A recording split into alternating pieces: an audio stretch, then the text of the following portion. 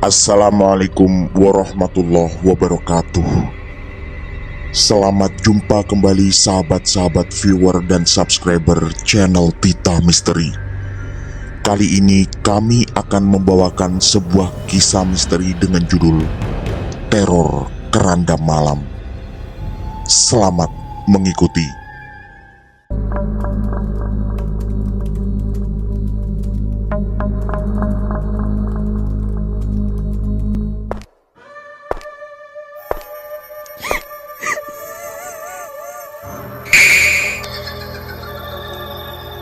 Jangan pernah mengikuti kisah ini sendirian. Banyuwangi 1984. Keranda itu terbang dan terus ikut kemanapun aku pergi, Dar. Begitu ucap Kusnan yang terus terngiang di benakku malam itu. Namaku adalah Sudarto, dan semua orang memanggilku Sudar atau Dar. Umurku 18 tahun ketika mengalami peristiwa aneh ini. Tadi malam, aku dan Kusnan berboncengan sepeda ontel atau sepeda kayu ke desa sebelah demi menyaksikan pertunjukan tari gandrung yang memang sudah lama terkenal di sini. Semuanya berjalan normal sampai ketika kami sampai di tengah jalan yang kanan kirinya terhampar sawah. Tiba-tiba Kusnan melompat turun dari sepeda. Lalu seperti tak tahu arah, dia berlari sekuat tenaga menuju persawahan. Aku pun ketakutan sekaligus bingung karena sepeda yang sedang kami pakai adalah miliknya. Karena kebetulan jalanan sangat sepi dan tak jelas Kusnan lari kemana, aku pun memutuskan pulang, mengayuh sepeda itu sekuat tenaga. Sampai akhirnya, sekitar 15 menit kemudian, Kusnan dengan nafas tersengal datang setelah mengaku berlari dari tadi. Dia kemudian menceritakan bahwa tiba-tiba ada keranda terbang yang datang menghampiri dan terasa sekali mengincar dirinya. Itulah sebabnya dia langsung melompat dari sepeda dan berlari tak tentu arah. Aku tentu minta maaf karena meninggalkannya sendiri.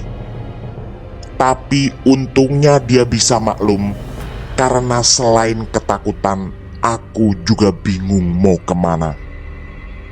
Sebenarnya, bukan hanya itu yang menjadi kekhawatiran. Selama sebulan terakhir, aku mendengar 2 kali peristiwa serupa yang sepertinya Kusnan tidak tahu. Bahwa ada 2 warga desa sebelah yang meninggal setelah malam sebelumnya didatangi oleh keranda terbang. Dan kekhawatiran itu semakin kuat karena tadi pagi aku mendengar kabar bahwa Kusnan sahabatku dilarikan ke rumah sakit ke Surabaya. Kebetulan kami berdua memang berbeda. Tak seperti aku yang berasal dari keluarga miskin, Kusnan adalah anak salah satu orang terkaya di kampung. Pak Jarot bapaknya adalah salah satu dari 4 pemilik sawah terbanyak di kampung kami. Aku pun hanya bisa berharap dan berdoa agar penyakit apapun yang diderita Kusnan bisa mendapat anugerah kesembuhan setelah berobat di Surabaya. Yang tentu saja aku tak tahu bagaimana nasibnya saat ini. Meski berasal dari keluarga berada, Kusnan tidak sombong dan tetap mau bergaul dengan siapa saja termasuk aku yang memang dari kecil sekolah bersamanya. Setelah sama-sama lulus SMA, Kusnan membantu mengolah sawah milik bapaknya, di mana aku terkadang bekerja di sana. Kami pun akrab sejak dulu, dan bisa dibilang akulah sahabat terdekatnya di kampung ini. Rasa khawatir kemudian menuntunku untuk pergi ke rumah Mbah Jumian. Beliau adalah salah satu sesepuh kampung yang sangat dihormati. Bukan hanya karena usia, beliau diyakini punya kemampuan yang cukup tinggi menyangkut dunia gaib.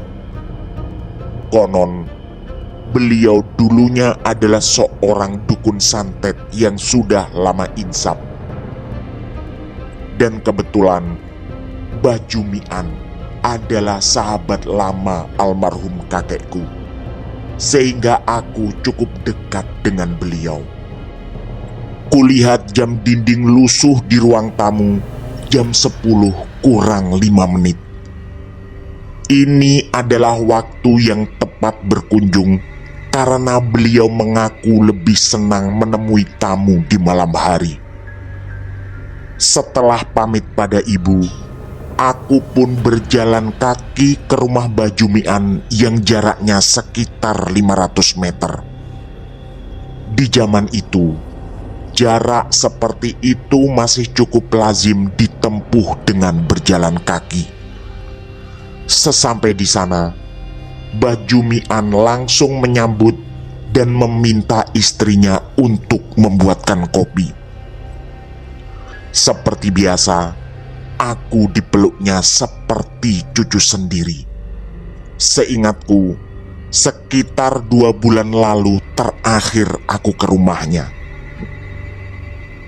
Setelah ngobrol basa-basi awal, aku pun langsung mengutarakan maksud kedatangan, yaitu melapor tentang kejadian yang menimpa Kusnan tadi malam. Di luar dugaanku, ternyata Mbah Jumian mengaku mengamati fenomena keranda terbang yang muncul sekitar sebulan ini. Bahkan, beliau menjelaskan lebih detail bahwa menurut penerawangan gaibnya, keranda terbang itu bukanlah murni perbuatan makhluk halus, melainkan ada manusia di belakangnya. Beliau lalu mengatakan bahwa 2 korban meninggal di desa sebelah mengalami hal menakutkan dengan didatangi keranda itu malam sebelum kejadian. Hal ini memang sama dengan yang pernah kudengar sebelumnya. Kemudian, ini yang mengejutkan. Kata Mbah Jumian, ada pelaku pesugihan yang tinggal di sebuah desa yang cukup jauh dari sini, tapi sengaja semacam mencari korban di tempat lain. Dan media yang dipakai adalah keranda terbang. Karena beliau adalah mantan dukun santet, aku pun percaya. Setelah kopi datang dan dihidangkan, Mbah Jumian melanjutkan penjelasannya. Lagi-lagi menurut penerawangan gaib, model pesugihan yang sedang dijalani orang ini adalah cukup kuat dan mentargetkan minimal 3 tumbal. Aku tentu tak paham penjelasan ini, selain sebuah kekhawatiran bahwa Kusnan sahabatku bisa jadi sedang menjadi sasaran berikutnya. Mbah Jumian lalu menyebutkan sebuah jenis pesugihan dengan kata-kata bahasa Jawa kuno yang aku sendiri tak paham apa artinya. Intinya, sang pelaku sengaja mencari tumbal orang lain demi melindungi diri dan keluarganya. Entah berapa kali Mbah Jumian mengulangi bahwa ilmu pesugihan jenis ini termasuk cukup kuat. Setelah beliau menghisap dalam-dalam rokok kretek dan menawarkan pula padaku, aku pun bertanya penuh kekhawatiran, "Mbah, gimana nasib Kusnan?" Mbah Jumian menghisap dalam-dalam lagi rokoknya sebelum mengucapkan kalimat standar bahwa kehidupan dan kematian mutlak berada dalam kekuasaan yang maha kuasa. Lalu beliau mengatakan bahwa untuk ilmu jenis ini, siapapun yang ikut campur akan berhadapan dengan resiko yang sangat besar. Lagi-lagi, aku merasa tak sepenuhnya paham. Selain sebuah dugaan bahwa resiko besar yang beliau maksud adalah kematian. Beliau lalu terdengar ingin mengalihkan perhatian, walau mungkin tetap ada hubungannya. Pertama, beliau mengaku bahwa dulu adalah seorang dukun santet yang telah mencelakai banyak orang. Dan sejak memutuskan berhenti, Mbah Jumian memutuskan untuk berdiri di sisi sebaliknya, yaitu memerangi semua kejahatan dunia gaib dengan kemampuan dan pengetahuan yang dimilikinya. Lalu beliau mengatakan bahwa memang sepertinya ada seorang pelaku pesugihan di sebuah tempat yang ingin mengganggu desa sekitar, termasuk kampung kami. Mungkin dia memang cari sasaran di tempat ini. Begitu kata Mbah Jumian.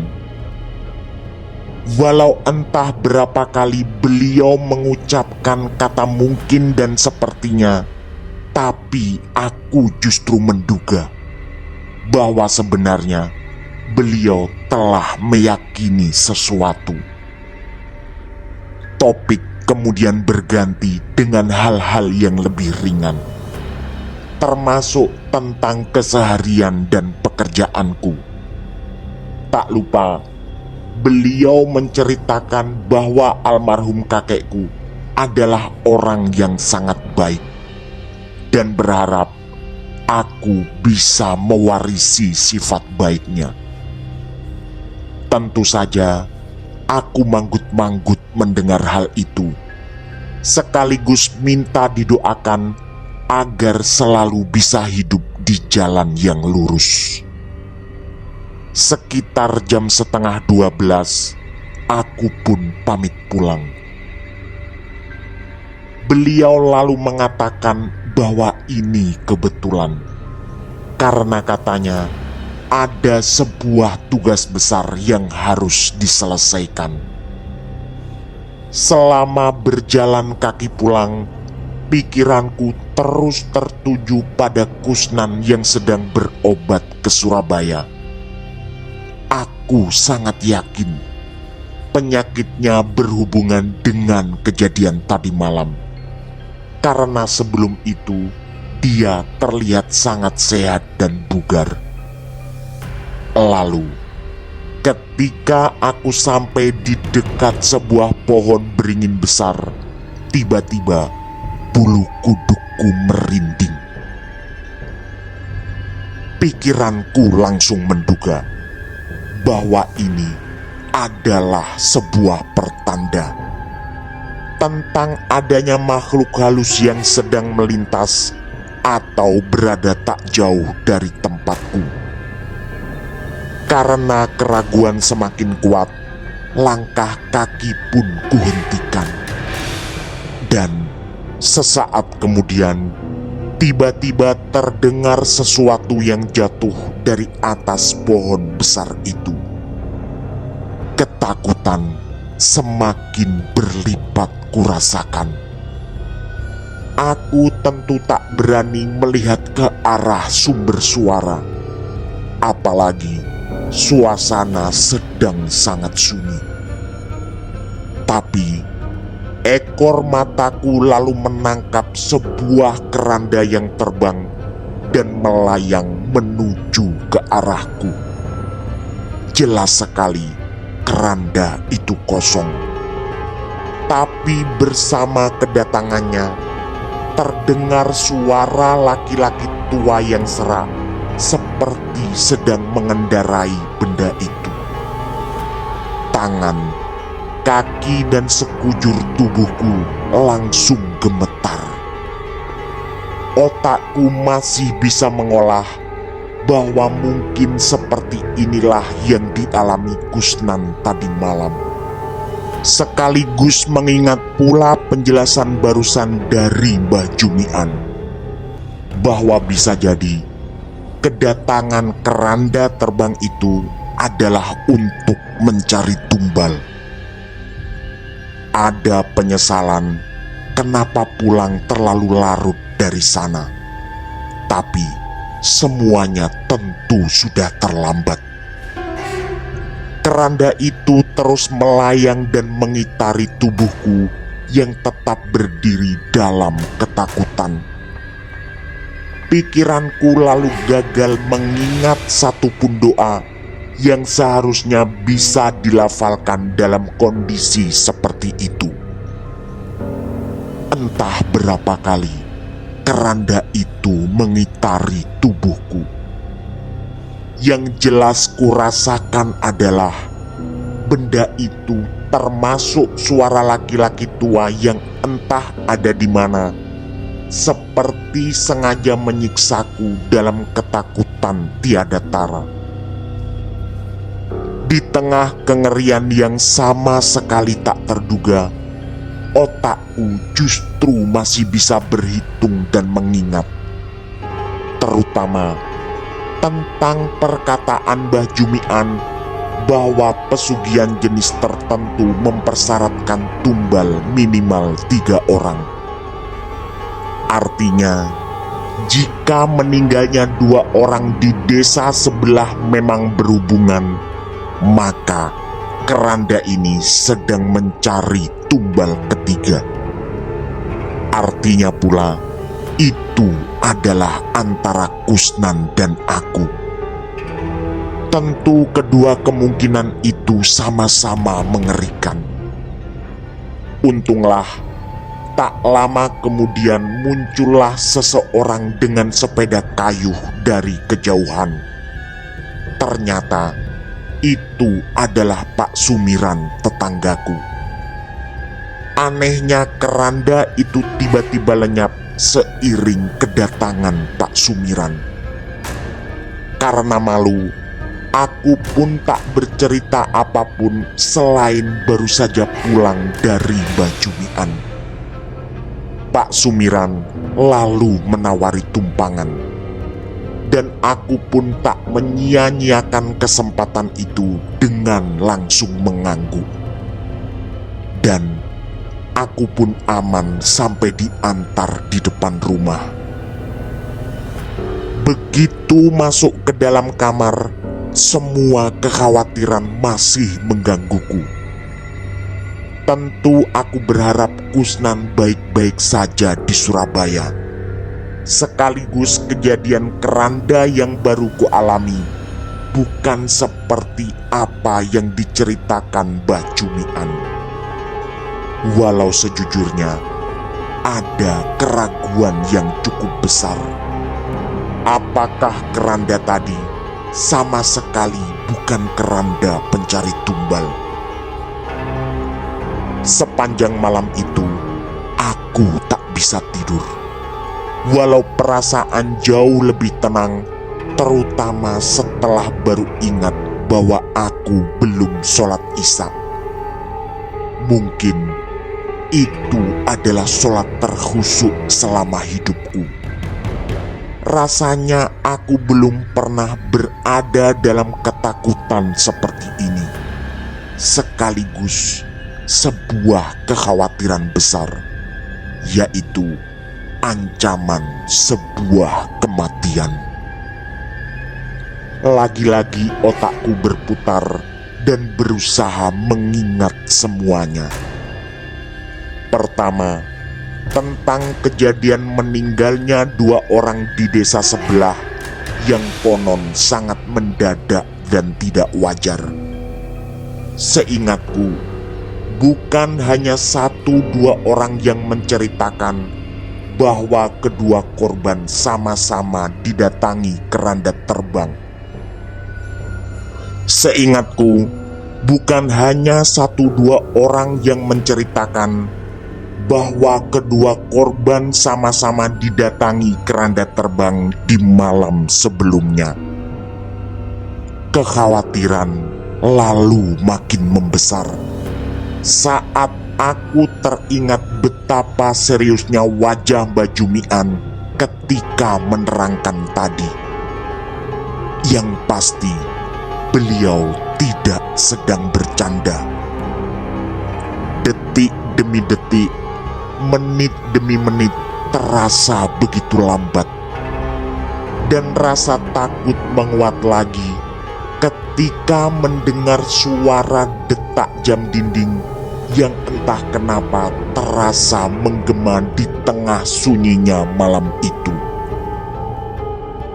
Aku juga tak berniat menceritakan hal ini pada bapak, ibu maupun kakak laki-lakiku, yang mereka semua sepertinya sudah lelap tertidur. Setelah malam yang terasa sangat menyiksa itu, pagi pun tiba. Seusai sholat subuh dan membantu bapak membersihkan kandang kambing, aku mendengar suara deru mobil.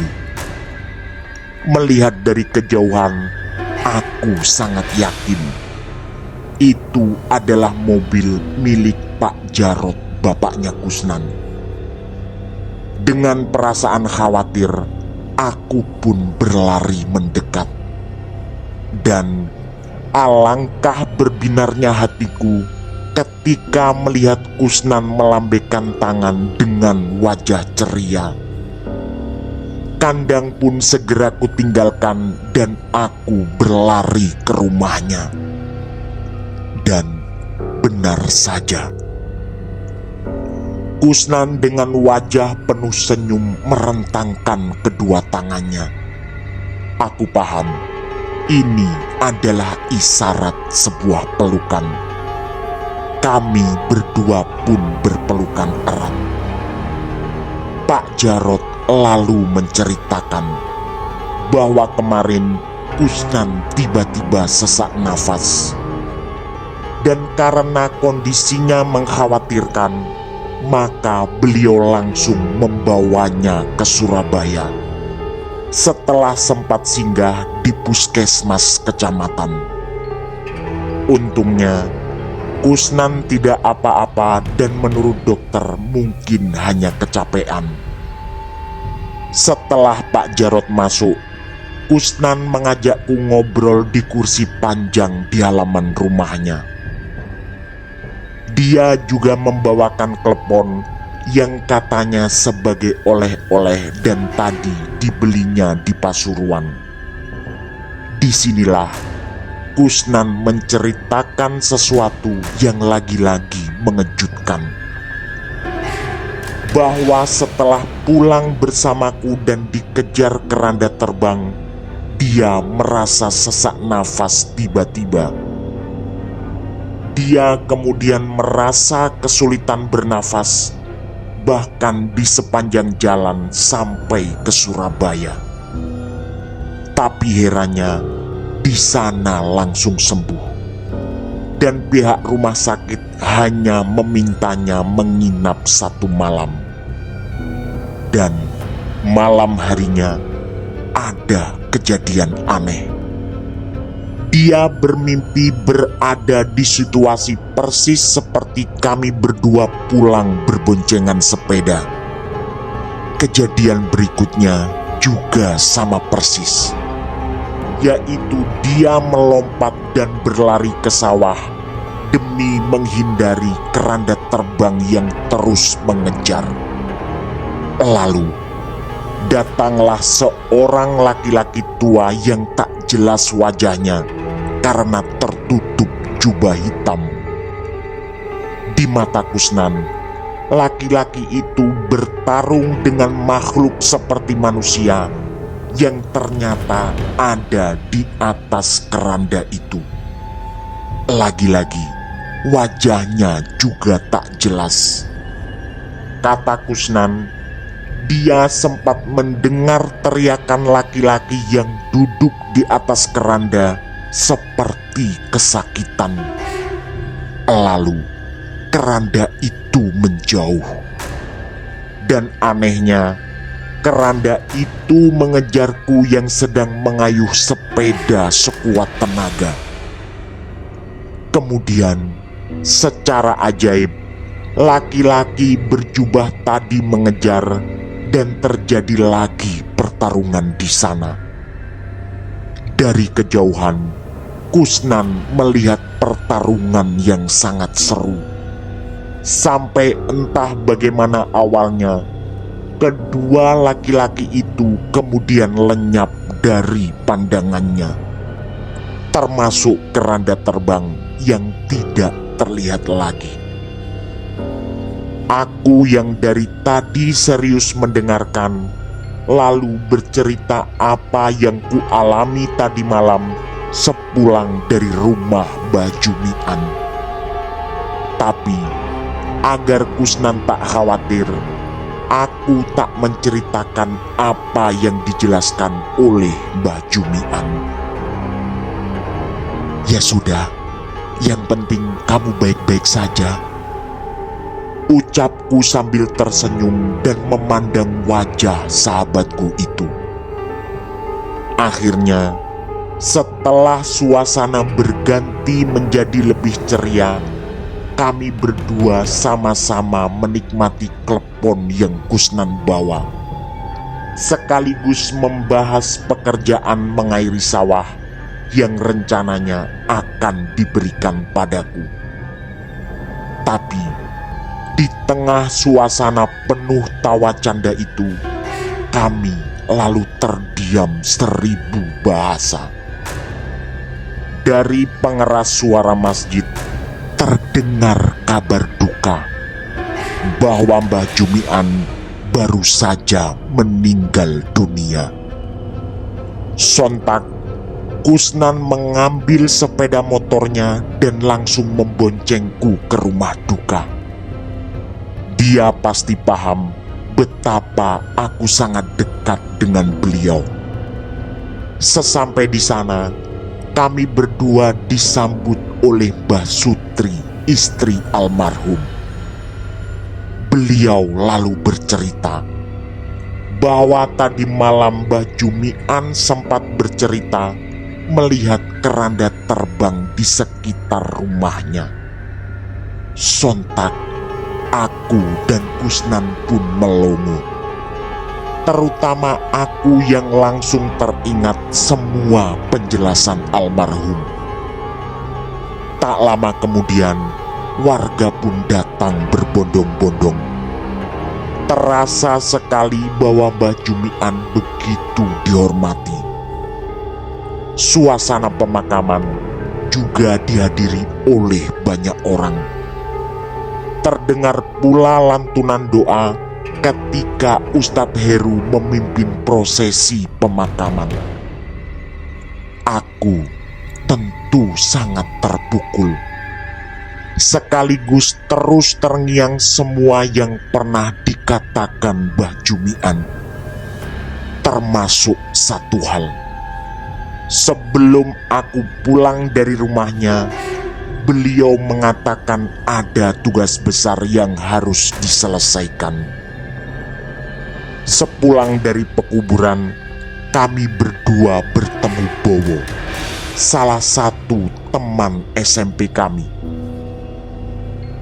Duduk di depan pos kamling, kami bertiga pun ngobrol karena sudah cukup lama tak bertemu. Dan Bowo bercerita bahwa di desanya yang cukup jauh dari desa kami, tadi juga ada orang yang meninggal, yaitu Pak Kariman, seorang juragan sawah yang cukup disegani di sana. Lalu, dengan suara agak berbisik, Bowo mengatakan bahwa ada desas-desus di desanya tentang Pak Kariman adalah seorang pelaku pesugihan. Sontak, hal itu membuat otakku kembali berkelana. Tentu saja, aku tenggelam dalam berbagai dugaan, terutama apakah semua ini berhubungan. Sampai di tahun 2024 ketika umurku 58, terkadang rangkaian peristiwa itu masih melintas di pikiranku. Sebuah rangkaian penuh misteri yang mungkin hanya akulah orang yang tahu. Tamat. Demikian kisah misteri dari kami, Teror Keranda Malam. Semoga kisah-kisah kami cukup menghibur dan menemani sahabat semua. Mohon maaf apabila terdapat kesalahan dalam pemilihan atau penuturan kata. Kami atas nama segenap kru Titah Misteri mengucapkan terima kasih. Dan wassalamualaikum warahmatullahi wabarakatuh. Pesan saya, jangan bercermin sendirian di tengah malam. Sampai jumpa.